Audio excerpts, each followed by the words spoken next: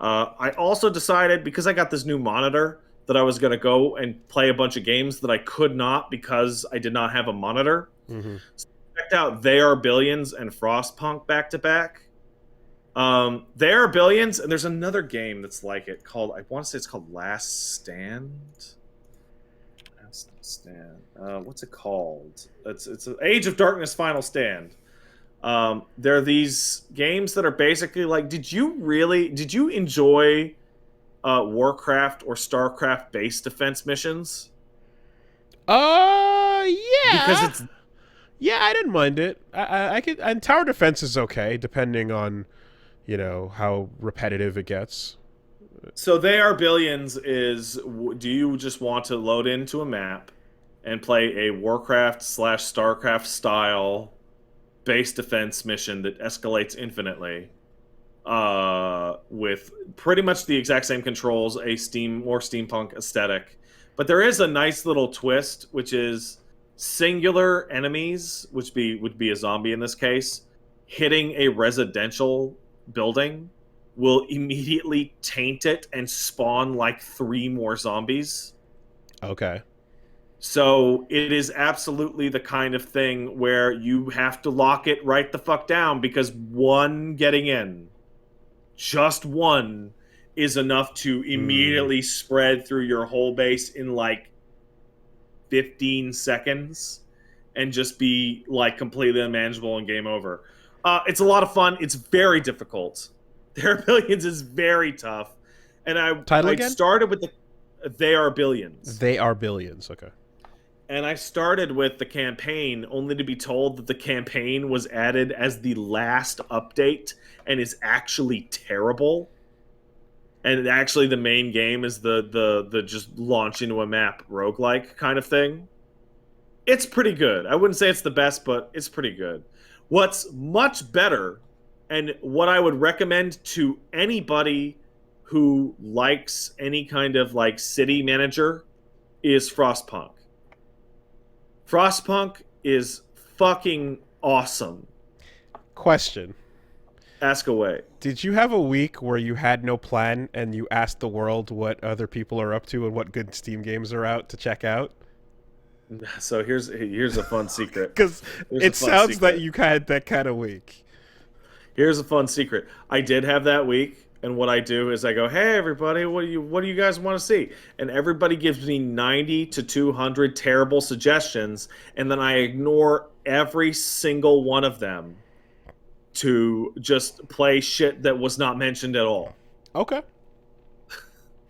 Because this looks like a week of discovering what the fuck's been going on, what's popping off on Steam, you know? Well, actually, Frostpunk I wanted to stream like 6 months ago, and then I loaded it up and was like, "Wow, can't read this at all. Just can't read it. Just impossible. There's no text options at all, and it is impossible." Mm. So now that I am on a regular computer with a monitor, I play Frostpunk, and it is like, it has way better writing than I would have expected for this kind of management game. Um, it has a bunch of fascinating concepts in terms of managing your city, in terms of heat. It has a narrative through line for actually what you're building your city towards. I love that But name. It's a very cool name.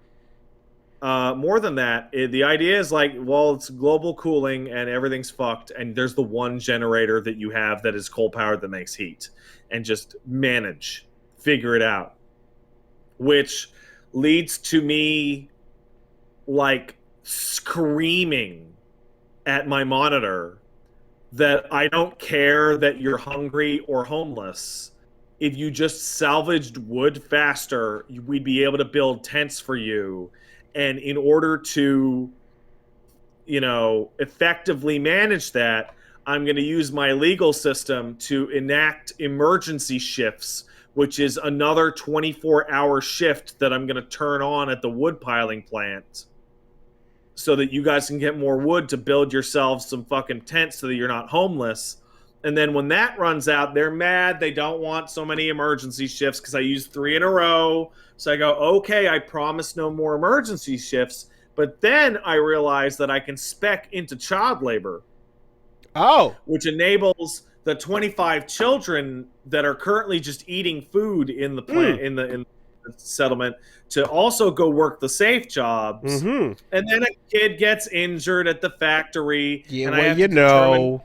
I have to determine whether or not the kid gets a day off or not, because that's gonna you're balancing hope and Of course. resentment. Survival. So Yep. the kid gets a day off and everyone's Mm-hmm. happy. Good. But to make sure that we have enough production of coal because the fucking burner can't go out, I Mm-hmm. then go, okay, I promise I'm not going to do any emergency shifts. But what I can do is extended shifts. So instead of like 10 to 6, you guys are now working 6 to 10. Ah. Right? Okay. Okay. And I mean, then we're getting in a situation where we found some survivors, and now we're up from we're up from 80 people to like 126 people. So I'm not making enough food. So then I have to decide whether or not I want to make soup with the existing food stock, which will make a little bit unhappy, or I can really kick up the food production by just jamming sawdust in there. Yeah, for sure, for sure. But that can increase the ability to have sickness, and I only have 2 hospitals, which are currently fully staffed, but one's outside the heat zone, so I got to turn on the secondary generator to turn it on if too many people get sick, So and what so you're on and so forth. so what you're saying is that this is a world that is basically knife apocalyptic, frozen over, and you have Yeah, the last cradle of civilization and warmth, and you have to yeah. decide how to keep everyone alive in this settlement. And sometimes bad decisions got to get made. And sometimes bad decisions have to get made, including possibly even resorting to child labor. Yeah. This So sounds like a story that takes place in the world of Snowpiercer, except you pan the camera over to something more interesting than that shit train. yeah, basically, it's in 10 years we'll figure out how to build the train and start the Snowpiercer. You can even It keep the led to child labor themes going across all of it. it it had a really good feeling when I was playing this, and I'm like realizing that the new people coming in don't have homes, and I'm getting the ticker that's like people are complaining about literally fucking freezing in the cold. And I'm like screaming, like, maybe if you built your own houses faster with the wood I'm telling you to fucking get, you wouldn't be so homeless. Why don't you build that? Yeah, I know there isn't enough food. I'm working on it. Build your houses. And Paige is over at the kitchen table, like eating dinner and just turning her like, Pat, what the fuck are you doing? I'm like, don't worry about it. Don't worry about it. Okay. Um, it's hard to explain from me telling you this thing, but the presentation and the writing is absolutely top notch. Like the presentation absolutely adds a ton of it. It looks Um, very cool. It looks visually it's awesome. a great feeling, great sounding, greatly written, well controlled, good looking game. It's absolutely excellent, and there is only one major problem with Frostpunk. Like, absolutely, like, if I were to review this game today, I would pull a full point off it because of this issue. And it is every single time you turn the game on, it tells you Frostpunk 2 has been announced. Click here to wish list it on Steam. And that happens when you start the game and when you quit out of your current file to get back to the main menu to quit. Stop And caring I'm like, about the game you're playing. Old and busted. Click on the new hotness all the time. and then I'm like, I'm on the Frostpunk 2 page, and it's like release date TBA. Like, come on. Like, but yeah, no, it's great. It's absolutely great. I'm genuinely surprised at how great it is, considering what it's by the people that did This War of Mine. Oh The shit! game that was the game that was Yeah. about scavenging in the Okay. in the Yeah. what war was it? Bosnian genocide. So I was about to ask. I was about to say, like, hey, so like, you know how like when the children are not able to do the labor anymore, and when the wood chips aren't just cutting it, can you just put the tired children in the food generator to go full on Snowpiercer? I didn't get that far in. Okay. I Well, kept asking the chat if I could just burn the children for fuel, mm-hmm. and I was told not yet. Okay. Because yeah, as you say this more War of Mine, I'm like, oh, they're gonna. Yeah, okay, I see what this is gonna be because that game, from what I remember, that was a don't pop this in and expect to have a happy afternoon kind of game. Yeah, and it's got just constant like interesting choices, and it's not hitting you with morality. It's hitting you with a hope and discontent meter that like hope can't get to zero and discontent can't get to maximum, basically, Mm-hmm. or Mm-hmm. else people won't live. But I'm like, should I bury people? That takes a lot of resources, or should I just toss every corpse I have into a snowdrift for Mm-hmm. later use? And the snowdrift is cheaper. It leads to the ability of readily available organ transplants. It can eventually lead to food or fertilizer use. It's a genuinely better option, other than the But fact that it takes a massive hit on human dignity and people yeah, are fucking freaked out yeah, by it. yeah, yeah. Totally. It's Okay. great. Interesting. But you sound like a psycho playing it because I mean, I'm like sitting there and I'm like, does this hospital really need that much extra heat? Mm-hmm. Like, I mean, just really. I mean, are you succeeding each level based on like your survival or the hope that people have? You know, Uh, what's the metric for success? from the 2-3 hours I played of it, I came to the conclusion that as long as hope is not zero and discontent isn't maxed out and the burner is on, and Ye- survival is the number one concern. okay, okay, interesting. That Yeah, sounds pretty cool. this is my toe dip into what I'd consider the genre of systemic psychopathy of a Mm-hmm. video game. Mm-hmm. That being the genre that includes Crusader Kings of like, how do I get my wife to stop fucking a horse, and how do I kill every priest in my neighborhood? Um, How do I get? and RimWorld and all the nightmares that go into RimWorld, which I don't want to play at all. I don't want to play RimWorld. That game How do you bad. get Gandhi to nuke the world? If you're playing Civ 3, the answer is just keep playing. Mm-hmm. I think it's Civ 3. These houses pay so little Uh, tax; it's hardly worth my time. Yeah, that shit. Okay. oh, I got a PSA in case I do play RimWorld. PSA: remove slaves' legs to prevent rebellions. Ooh. I got a buddy of mine. Oh I got a buddy of yeah, mine who plays yeah. RimWorld.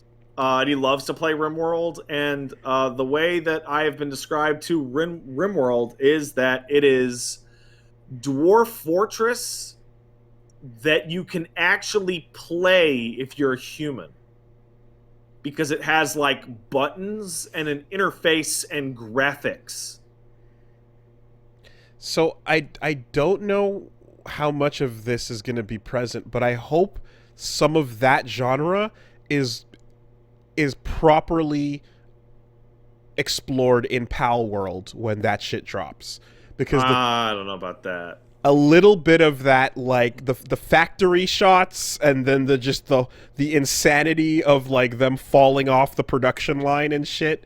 Like I'm wondering if it's gonna go that road a little Well, bit, you know. Even if they never acknowledge it, even if it's like the discontent of your factory pal workers means absolutely nothing to your production line, but you can see it anyways, you know.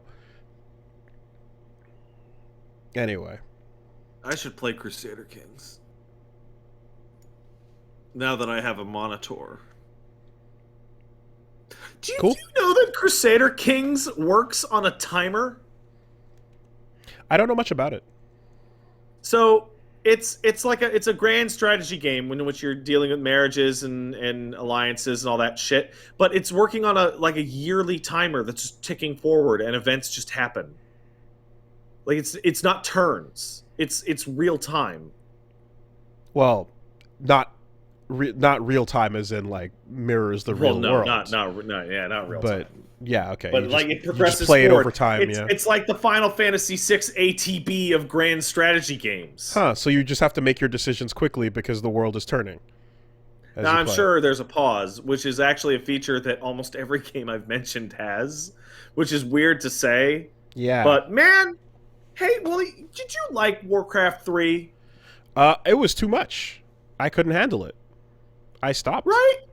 Like, you know what? You know what makes like There Are Billions or Age of Darkness or a Frostpunk like a million times easier to wrap my head around than Warcraft 3? I hit the space bar and it stops. And it stops. But it's not like I hit escape and it stopped and then Mhm. I unclick escape and I go back to play. No, it hits space and then I go and queue up everything I want them to fucking do and put Yeah. all my buildings down, and then I hit space and it goes back. That got RTSs might have stayed with us if that had been more popular of a feature. I'm playing FF6 right now and realizing, I mean, I already knew this, but it's showing me just how like I'm not skilled at menu navigation, quick menu, because that's what ATB turns into, is how quickly can you navigate menus and how good are you at doing that. And Not quite. I feel as if because it does freeze once you go into that into the sub menu. Yes, that is true. But any game where you are forced to make these decisions and do a lot of actions while in Warcraft 3's case, it was the hero system as well that was a bit too much for me. But the fact that you can pause and like take a second, I know that's like a scrubby ass thing if you're a veteran of the genre, but to me it would be the difference between enjoying myself and not enjoying myself. So In this I will genre. correct you on one thing. In FF6, it's not about menu, how quickly you can navigate a menu. It is how quickly you can make a decision. Because the moment you go to the sub menu, everything pauses, right? That's Right, and Yeah, like it's like, listen, But like you like people like me who played those games like more or less through the ages. There's a mental checklist that exists up here, which is how much health is a random battle, spam Yeah. attack. yeah, And then is it more than hit every element and see what it's weak to. yeah. Heal if not dead. Item But- use if actually dead, or status, so on and so forth.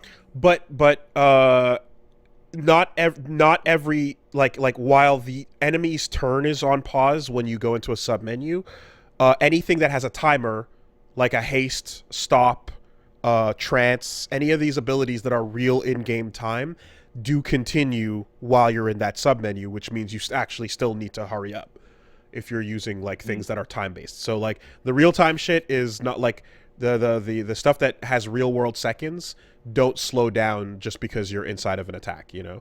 And the same applies to like anything with a long attack animation, for example. But I say this fully aware of the fact that this is me personally out of my element and not something that people who are accustomed to the genre have a problem with, because they're clicking, they're used to that, they're going, and it's fast, and it's a Why are me you problem. so slow, Wooly? I know that. Just click the attack button. So I do actually have a real piece of advice for that, if it helps at all. I don't know. You're pretty deep in, but it is, if you don't know what to do, if you can't make the decision, mash attack out, and then make the decision for the next turn. Yeah, I mean it's anyway, it's fine. We're moving, but I definitely still make these dumb mistakes where, you know, like I'm like, oh shit, I runicked and I cast a spell, or I tried to heal off a reflect, or just little things on the mental stack of what's going on. It helps me to talk aloud while I'm doing it, but you know, I still. I think it helps everybody to talk aloud as you're doing it. Like that seems like a universal thing.